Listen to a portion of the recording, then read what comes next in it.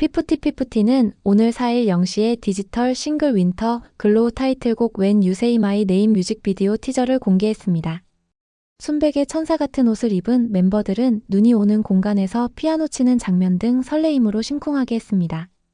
KBS 키즈가 하나, 즉 이마람 초등학교 저학년 때 영상을 공개했는데 하나는 6살 때 작곡을 하는 등 천재였습니다. 와이드 모바일은 첫 미국 투어 러브 스프링클 투어 인 USA.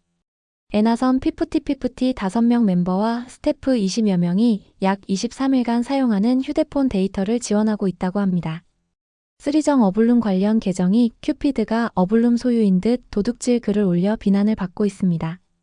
한국 매니지먼트 연합이 뉴진스 관련 입장문을 내놓았는데 쓰리정 사태와 같은 템퍼링 범죄 정황으로 판단하고 있어 입장문 전문을 공개합니다. 자세한 이야기 지금 시작합니다.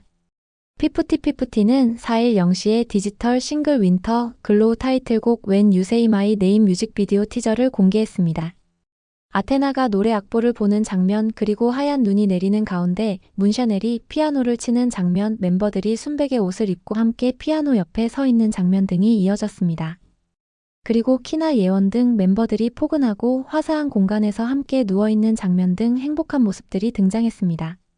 마지막 부분에는 하나가 부르는 When You Say My Name 노래 한마디가 울려 퍼졌습니다. 피프티 디지털 싱글 윈터 글로우는 When You Say My Name 및 Naughty or Nice 두 곡이 수록돼 9일 13시 음원이 공개될 예정입니다. 뮤직비디오 또한 9일 공개됩니다. 다음은 하나 어린 시절 이야기입니다. KBS 키즈는 3일 하나, 즉 이마람 초등학교 저학년 때 영상을 공개했습니다. 서울 은평구 가련초등학교 1학년 2학년 다닐 때 KBS 누가 잘하나 출연 당시 영상 모음이었습니다. 이마람은 머리에 리본을 달고 등장했는데 엄마가 리본 공예 선생님이기 때문이었습니다.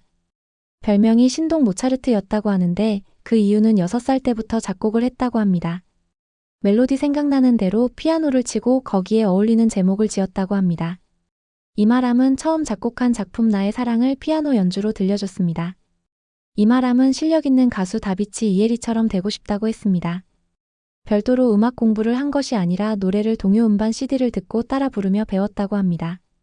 외할아버지가 아프신데 기운 내시라고 노래를 들려드리겠다는 효심을 보이기도 했습니다. 이마람이 부른 노래 중에는 우리의 꿈은 하나라는 제목의 노래가 있어 지금의 하나를 이미 예고한 듯 했습니다. 당시부터 노래하는 하람으로 불렸는데 나중에 노래하는 하람 유튜브를 만든 계기가 되기도 했던 듯 합니다. 이마람은 어린 시절부터 어려운 노래를 불렀습니다. 말하는 것도 똑부러지고 야무졌고 웃는 모습이 지금과 그대로 닮아 있습니다.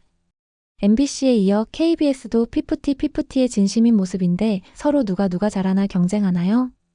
다음은 큐피드 관련 이야기입니다. 쓰리정 관련 일당이 큐피드 도둑질에도 나선 것일까요? 어블룸 차트 계정은 최근 작년에 발매되었음에도 불구하고 어블룸과 키나의 큐피드는 현재까지 미국 기준 올해 4번째 베스트셀링 K-팝 노래라며 여성 K-팝 아티스트에게는 가장 높은 위치라고 강조했습니다.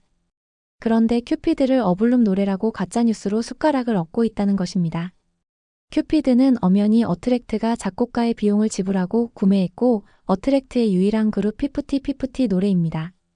그런데 황당하게도 어블룸 차트 계정을 살펴보면 계정이 만들어진 시기가 2022년 11월인데 당시는 외주 용역회사 더기버스 안성일 일당이 피프티 데뷔를 앞두고 대거 계정을 만들었던 시기입니다. 결국 그 계정은 소속사 어트랙트 소유인데 안성일 일당이 돌려주지 않고 어트랙트 보이콧 등 악의적 안티 계정으로 악용하다가 쓰리정 어블룸 그룹 계획 이후 어블룸 관련 계정으로 둔갑한 것입니다.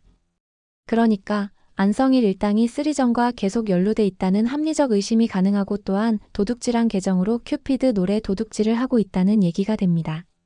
더욱이 안성일과 쓰리정 부모는 작년 6월에 어트랙트 몰래 템퍼링 범죄 공모하면서 피프티 상표권을 도둑질하려고도 했습니다. 또 안성일 일당은 큐피드 저작권을 어트랙트 몰래 자기 이름으로 구매했는데 더욱이 스웨덴 작곡가 서명을 위조해 사용하는 범죄도 저질렀습니다. 더기버스 안성일은 어트랙트 용역이기 때문에 모든 권리는 어트랙트 소유이고 어트랙트에 보고해야 하는데 몰래 도둑질을 한 것입니다. 큐피드 노래는 키나에게 6.5% 작사가 지분이 있는데 안성일은 몰래 지분을 0.5%로 줄이는 범죄 도둑질도 자행했습니다. 결국 안성일과 쓰리정 일당은 작년 6월 템퍼링 범죄 공모 이후 도둑질 연속이고 SNS 상에서 학대당했다 가짜뉴스로 순진한 외국인들에게 계속 사기치는 범죄 행각이라고 해도 과언이 아닙니다. 쓰리정이 과연 라이브 무대로 제대로 노래를 할 수나 있을까요? 도둑질로 연명하지 말고 제대로 실력을 발휘해 새로운 노래로 승부하면 그나마 조금이라도 이해를 하겠지만 SNS 상에서 피프티 이름에 기대 홍보하고 어트랙트 소유물 도둑질로 기생하는 꼴이 황당할 뿐입니다. 다음은 미국 투어 관련 데이터 로밍 협찬 이야기입니다.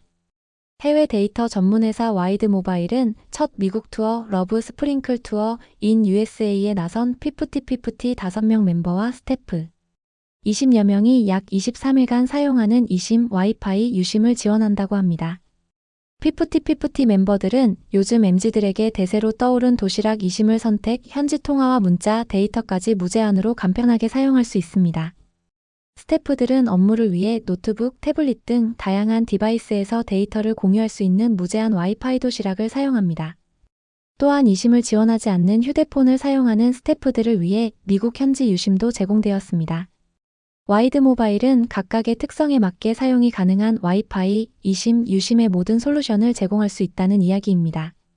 와이드 모바일 관계자는 실력파 아이돌 피프티의 첫 투어를 응원하는 마음으로 해외 데이터 로밍을 지원하게 되었다고 전하며 무제한 도시락 데이터처럼 글로벌로 무제한 뻗어나갈 피프티의 성공적인 투어를 기원한다고 덧붙였습니다. 피프티 멤버들의 미국 투어 일정에는 20여 명의 스태프들이 함께 고생하고 있다는 것을 알 수 있습니다. 무대마다 고생하는 스태프들에게도 응원을 보냅니다. 다음은 한국매니지먼트연합 이야기입니다.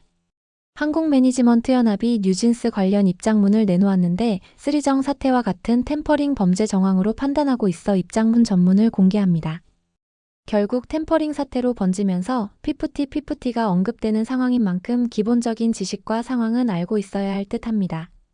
현재 걸그룹 뉴진스와 소속사 하이브 레이블 어도어의 공방이 점점 치열해지고 있는 와중에 최근 뉴진스 측은 자신들의 요구사항에 대한 시정 요구가 지켜지지 않았다며 일방적으로 전속계약의 해지를 주장하는 기자회견을 진행했습니다.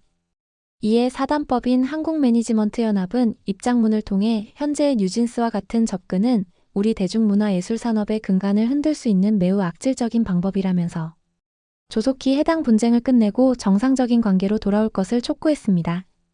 KMF는 그간 템퍼링 범죄 등을 규탄하며 업계 윤리와 질서 유지를 위해 적극적으로 목소리를 낸 바 있습니다.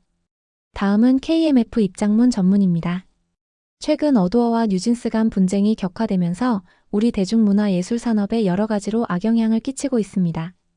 이번 사안에 대해 본 연합은 뉴진스라는 그룹과 이로 인한 전속계약의 문제점, 그리고 이를 바라보는 대중들의 관점과 산업 종사자들이 느끼는 허탈감에 대해 토로하고 이에 대한 대중문화예술산업의 종사자들의 입장에서 우리 대중문화예술산업이 다시 한번 도약하기를 바라는 마음으로 입장문을 전합니다. 우리 대중문화예술산업은 상호 간의 신뢰를 바탕으로 해당 아티스트와 소속사 간에 맺은 전속계약을 서로 존중하고 있습니다. 이러한 근간에는 지난 수십 년간 쌓아올린 아티스트와 연예기획사 간의 배려와 신뢰가 녹아있으며 이는 단순히 어떠한 문제가 발생했다고 해서 그것이 계약 해지의 완성 조건이 되는 것은 아니라는 것을 의미합니다. 하지만 모든 절차들을 무시한 현재 뉴진스 측의 입장은 처음부터 계약의 유지를 위해 필요한 상호 간의 노력을 전혀 염두에 두지 않거나 그러할 의사가 없었다는 것으로 밖에 해석이 되지 않습니다. 우리 법률은 기본적으로 이루어진 계약에 대한 보호를 원칙으로 하며 계약의 해지 단계에 이르렀을 경우 그에 대한 책임을 묻는 것으로 분쟁을 다루고 있습니다.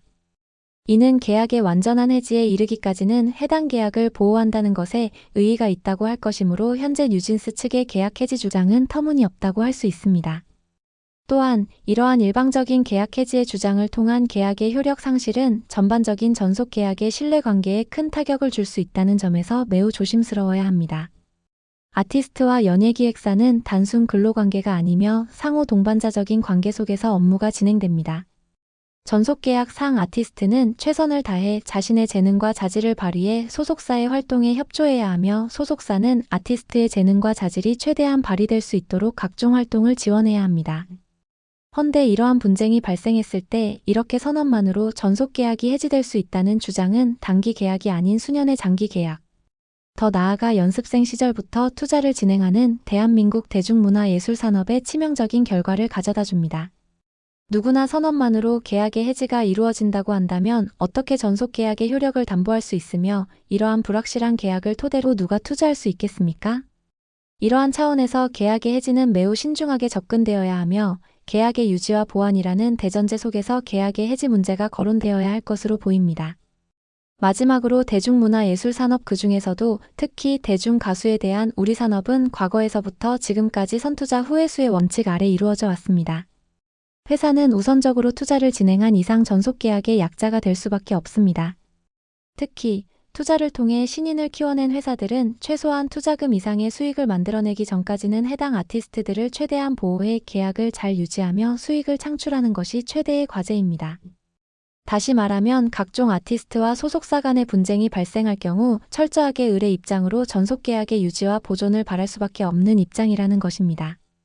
하지만 현행 법률은 이러한 회사의 입장을 고려한 조치들이 전무한 상황입니다. 특히 악의적으로 계약을 해지하고자 하는 경우 최종적으로 손해배상을 청구하는 것 이외에 계약을 유지하기 위한 어떠한 조치도 할 수 있는 것이 없습니다. 이러한 차원에서 볼 때 현재의 뉴진스와 같은 접근은 우리 대중문화예술산업의 근간을 흔들 수 있는 매우 악질적인 방법이라고 할 수 있습니다.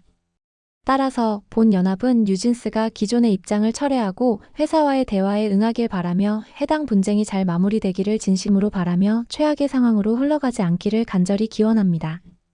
더불어 현행 법령들이 안정적인 계약 유지에 얼마나 큰 약점이 존재하는지를 확인할 수 있었습니다. 이에 정부 부처를 비롯한 관계자들이 해당 산업의 장기적인 발전을 위해 원점에서부터 논의할 수 있기를 바랍니다. 우리 대중문화예술산업의 지속적인 발전을 위해 저희 한매연에서도 결코 좌시하지 않고 해당 사안을 지속적으로 지켜보며 적극적인 대응을 하도록 최선을 다하겠습니다. 앞서 KMF는 피프티 관련 쓰리정의 템퍼링 사태가 불거졌을 당시에도 템퍼링은 공정한 계약 질서를 위반하고 연예계의 신뢰 기반을 무너뜨리는 심각한 위법 행위다. 그럼에도 불구하고 템퍼링에 가담한 피프티 전 멤버 3인이 자신의 행동에 대한 책임을 회피한 채 다른 소속사와 계약을 맺고 아무 일 없었다는 듯 활동을 재개하려는 태도는 매우 유감스럽다고 지적한 바 있습니다. 한편 미니진은 템퍼링 의혹을 받고 있는데 한 매체는 미니진이 뉴진스의 라이브 방송을 비롯해 한이의 국정감사, 출석 등을 뒤에서 조종, 뉴진스를 앞세워 어도어 대표이사 복귀를 시도한 정황이 담긴 내용의 기사를 공개했습니다. 또 템퍼링 범죄 의혹도 정식으로 제기했는데 미니진이 블록체인 기업 두나무와 만나 투자 유치를 두고 논의한 정황이 담긴 사진과 대화 내용 등을 공개했습니다. 미니진은 비교적 상세한 정황이 담긴 해당 보도에 대해 해명을 하지 않고 고소 사실만 재차 확인했습니다. 따라서 지난 4월부터 이어진 하이브와 미니진 분쟁의 핵심 사안이 템퍼링이었던 만큼 제대로 된 해명과 반박이 필요하다는 이야기가 나옵니다. 다음은 소소한 이야기들입니다. 아테나는 위버스의 내 스웨터는 어디 있니? 라는 글과 함께 코난 그레이의 노래 헤더를 추천했습니다. 공식 인스타그램에는 미국에서 찍은 아테나 사진이 올라왔습니다. 샌프란시스코 콘서트 때 문샤넬이 눈물 흘린 이유가 가족, 친척 등이 약 20명 정도 참석해 갑자기 일어섰는데 문샤넬 솔로 노래 때 입은 똑같은 티셔츠를 입고 있었다고 합니다. 그리고 노래가 끝난 후 문샤넬은 3년 만에 고향에 다시 돌아와 콘서트를 하게 됐다면서 눈물을 흘렸습니다.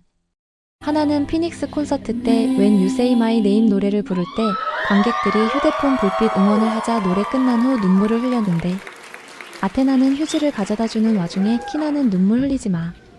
아직 노래 더 남았어 라고 말해 웃음을 주었습니다.